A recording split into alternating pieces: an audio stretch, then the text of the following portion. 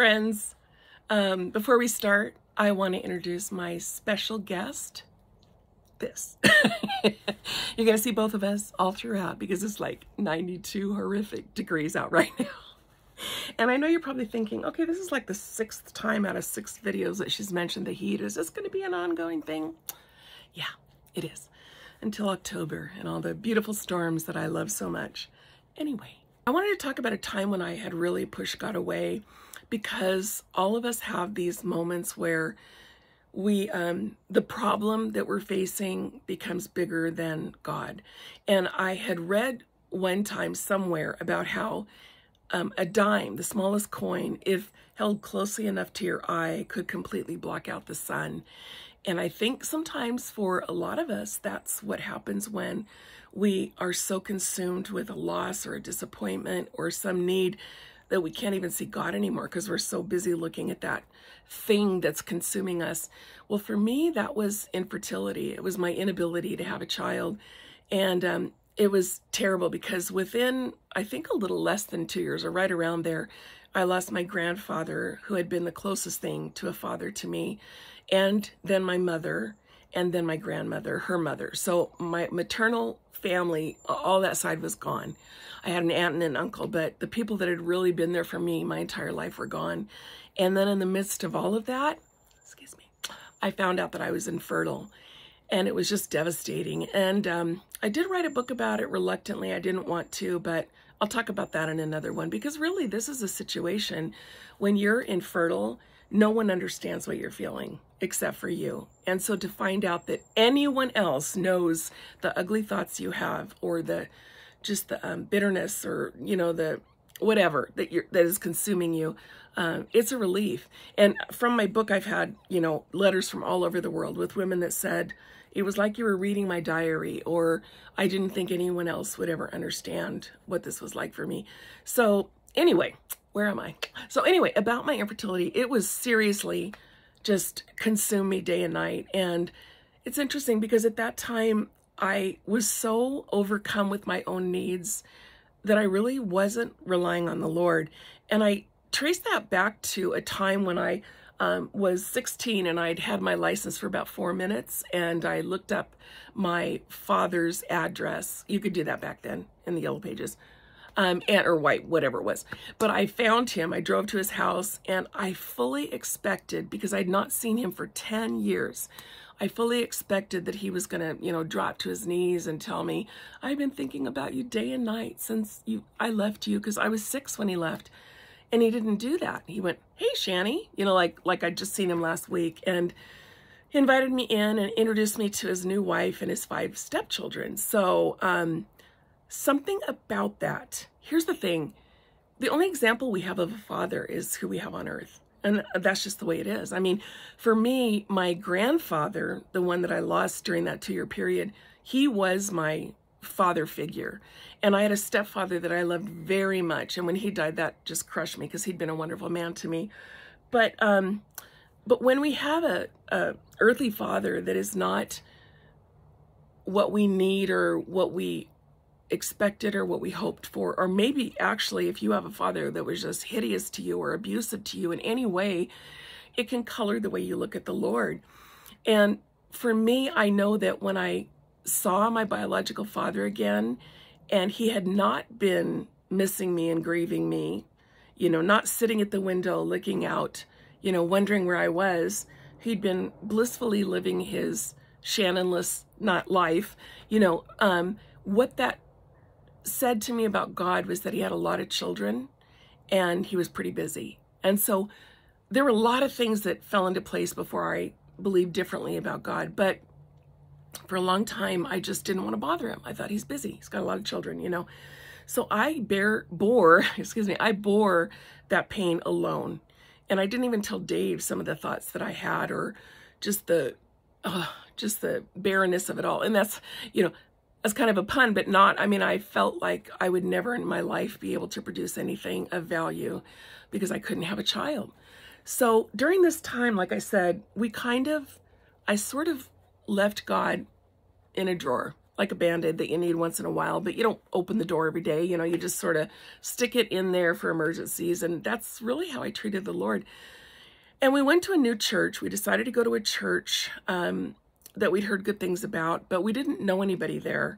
And we were wanting to get involved, you know, the way you do. And so we figured that joining the choir would be a good way to get to know people. So we did that. We came to church on a Sunday, and by the next Wednesday, we had joined the worship team, or the choir it was, and went to our first practice and all that. But anyway, so I didn't know a single soul there, neither did Dave. They didn't know anything about us.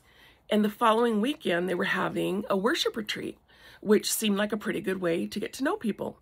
So we signed up for that. We went with all these strangers to this retreat center. I don't even remember where it was now, but the keynote speaker was Pastor John Corson. And if you know anything about Calvary Chapel, you know about John Corson. He's this phenomenal man, this person who loves the Lord with every cell of his being and has gone through immense loss.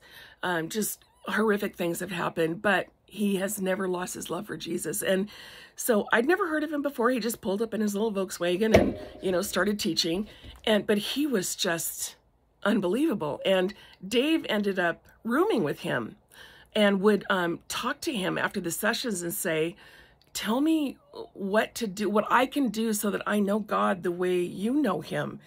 And so John would tell him, read the Gospels over and over, and, this is a good book, and that is, and pray all the time. And I really do think that, you don't room with John Corson and not become a pastor. So that's why Dave became a pastor. But anyway, on Saturday, we went there on Friday, and on Saturday, we had a big campfire, and he taught for a little bit, and then he gave us all a piece of paper, and he said, I want you to write down the thing that keeps you up at night, the thing that you long for the most, the thing that is your greatest desire in life. And of course, I wrote down, I want to have a baby.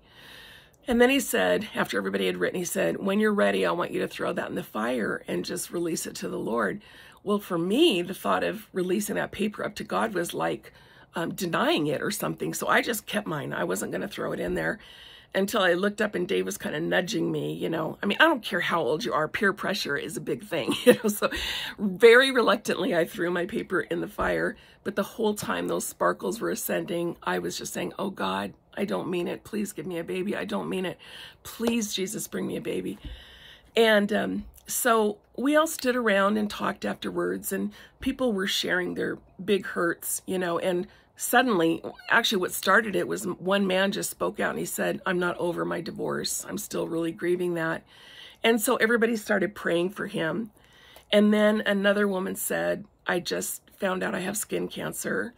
And actually she did die 6 months later. It was horrible. But she just wanted us to pray for her, and we did. And then this voice that I knew very well, right at my left side, said, my wife can't conceive. And I looked up at Dave and I thought, why would you share that with all these strangers that we barely know? I was so mortified for just a second until the woman next to me put her arm around me and she said, I'm infertile too. And we cried together, and it was just this really beautiful moment of having another heart understand, my deep loss and my woes. And so anyway, I felt close to her from that, and it really changed everything that night, because the next day was Sunday, and suddenly this was our family, not just a strange church. It was people that, they knew our hurts and we knew theirs, and we were going to pray for each other. So when we left there, I couldn't wait for the next Wednesday when we had practice, choir practice, and I just was so excited. We pulled in and went into the choir room, and then this woman, she saw me and grabbed me and pulled me out into the hall. She said, I have to talk to you. So I said, okay. And so we went out there, and she said, I didn't know you before last weekend, right? And I said, right. And she said, I didn't know anything about your situation until last weekend, right? And I said, right again. So she said, well, this week, or when we got home on Sunday, I saw my two boys, they were 4 and 6, and went in to tuck them in at bed, and we kind of, you know, talked about our weekends a little bit, and I asked what they did and all that, you know, and she said, I tucked in my oldest one first, he was 6, and then my 4-year-old Brian, as I was tucking him in, he said, Mom, is there a woman in your choir named Shannon? And she was startled. She said, yes, I just met her this weekend. And he said, does she want to have a baby? And Mary said, yes, she does, very badly. And this little 4-year-old boy said, I've been praying every night and asking Jesus to bring her a baby. And when Mary told me that, I just sobbed, because what it did for me was it began to tear down the brick wall that I built between myself and the Lord. And it showed me that while I had considered him to be this father with many children, he was busy and I couldn't expect him to be looking at me. He knew and he saw, and he never left my side, and he loved me enough that he wanted to send encouragement through a little 4-year-old intercessor who didn't even know what that word meant. But somehow God had whispered my name and my situation to this little boy who faithfully prayed for me. And the next Sunday when we got to church, I wanted to meet him, of course, right away. And I just sort of dropped down next to him and I said, are you praying for me? And he said, I am. And I said, please don't stop. I needed him. I mean, I thought the prayers of a little 4-year-old boy are pretty powerful. Well, it was 4 months later when we brought Zachary home from the hospital, our son that we had adopted, and it was a Saturday. Sunday the next day, we went to church. It was Mother's Day, which that's a whole other thing, because Mother's Day had been very painful for me every year before that. And Brian was the first person I wanted to introduce Zach to. It was just a beautiful moment. I don't even know how to explain all of that, except to say that God knew what I needed. He knew that I needed a little touch on my shoulder to remind me that he saw and he loved and he understood, and he was not absent from my hurt. He was there. So that was just one of the most precious things that ever happened to me in my life. It really began to break down those bricks one by one. The bricks that we build are independence, I think. I felt like I was the only person that could help me in this painful situation, and that I was completely alone in it. And I began to isolate myself. But with that one story, that one incident of this little boy praying for me, all those bricks began to fall down, and I remembered that I could rely on God.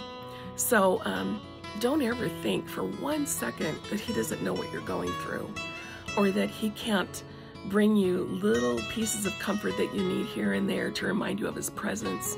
One other thing that happened during that time was when Dave and I brought Zach home from the hospital on that Saturday. He was born in Seattle, in a hospital, northern Seattle. And we brought him home, but we went a back way that we'd never gone before, ever. I mean, we just thought, I don't know if there was traffic or what it was, or if we got lost, who knows. But we ended up going this back way toward the freeway, and we were going down this road that was kind of like a residential road, but all of a sudden there was this little car shop there. And we looked up, and the billboard above the shop said, "Congratulations, Dave and Shannon, it's a boy." Now, there might be 20 other Daves and Shannons that had a little boy during that time, but we knew God had led us right there, again, to see that he's ever present and ever loving. And there's not a moment we've ever drawn a breath that we did it apart from his watchful eye and his presence. Thanks for listening.